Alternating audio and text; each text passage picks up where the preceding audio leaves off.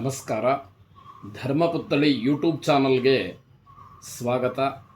ಇಂದಿನ ಸಂಚಿಕೆಯಲ್ಲಿ ಮನುಷ್ಯ ಭೂಮಿಯ ಮೇಲೆ ಹುಟ್ಟಿದ ಮೇಲೆ ಯಾರನ್ನು ಆಶ್ರಯಿಸಬೇಕು ಅನ್ನುವಂಥದ್ದು.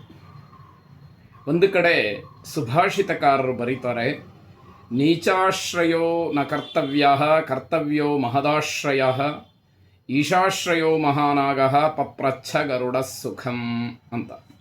ಅಂದರೆ ನಾವು ಉತ್ತಮರನ್ನು ಆಶ್ರಯಿಸಬೇಕು, ಶ್ರೇಷ್ಠರಾದಂಥವರನ್ನು ಆಶ್ರಯಿಸಬೇಕು.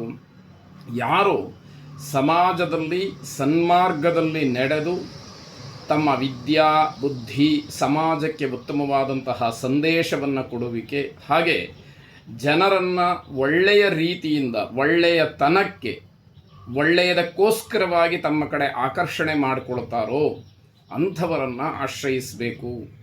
ಯಾರು ನಿತ್ಯ ಜೀವನದಲ್ಲಿ ತಾವು ಏನು ಹಿರೀಕರು ನಮ್ಮ ಸನಾತನ ಧರ್ಮ ಶಾಸ್ತ್ರಗಳು ಉಲ್ಲೇಖ ಮಾಡಿದೆಯೋ ಅದರಂತೆ ನಡ್ಕೊಳ್ಳುವಂಥವರಿದ್ದಾರಲ್ಲ ಅವರನ್ನು ಆಶ್ರಯ ಮಾಡಬೇಕು. ಆಗ ಮಾತ್ರ ನಮಗೆ ಯಾವುದೇ ಕಾರಣಕ್ಕೂ ಯಾವ ಒಂದು ಭಯವೂ ಕೂಡ ಇರುವುದಿಲ್ಲ ಅನ್ನುವಂಥದ್ದು. ಈಗಾಗಲೇ ಹೇಳಿದಂತಹ ಶ್ಲೋಕದ ಅರ್ಥ ಏನು ಅಂತಂದರೆ, ನೀಚಾಶ್ರಯೋ ನ ಕರ್ತವ್ಯ, ನೀಚರನ್ನು ಆಶ್ರಯ ಮಾಡ್ತಕ್ಕಂಥದ್ದು ನಮ್ಮ ಕರ್ತವ್ಯ ಅಲ್ಲವೇ ಅಲ್ಲ. ಯಾರು ನೀಚರು? ನಮ್ಮ ಸನಾತನ ಧರ್ಮಕ್ಕೆ ವಿರುದ್ಧವಾಗಿ ನಡ್ಕೊಳ್ತಕ್ಕಂಥವ್ರನ್ನ ಆ ಪಟ್ಟಿಯಲ್ಲಿ ಸೇರಿಸ್ತಕ್ಕಂಥದ್ದು. ಅವರನ್ನು ಆಶ್ರಯ ಮಾಡಬಾರದು. ಆಗ ನಮಗೆ ನಮ್ಮ ಧರ್ಮವನ್ನು ಕಾಪಾಡಿಕೊಳ್ಳಿಕ್ಕೆ ಅವರ ಆಶ್ರಯವನ್ನು ಬಿಟ್ಟಾಗ ಮಾತ್ರ ಸಾಧ್ಯ ಅನ್ನುವಂಥದ್ದು ಗೊತ್ತಾಗುತ್ತೆ. ನೀಚಾಶ್ರಯೋ ನ ಕರ್ತವ್ಯ. ಹಾಗಾದರೆ ಯಾರನ್ನ ಆಶ್ರಯ ಮಾಡಬೇಕು? ಕರ್ತವ್ಯೋ ಮಹದಾಶ್ರಯ. ಮಹಾತ್ಮರನ್ನು ನಾವು ಆಶ್ರಯ ಮಾಡಬೇಕು. ಮಹಾತ್ಮರು ಅಂತಂದರೆ ಉತ್ತಮವಾದಂತಹ ಸಾಧಕರು ಅನ್ನುವಂತಹ ಅರ್ಥ. ಇದಕ್ಕೆ ಒಂದು ದೃಷ್ಟಾಂತವನ್ನು ಹೇಳ್ತಾರೆ. ಈಶಾಶ್ರಯೋ ಮಹಾನಾಗ ಪಪ್ರಚ್ಛ ಗರುಡ ಸುಖಂ.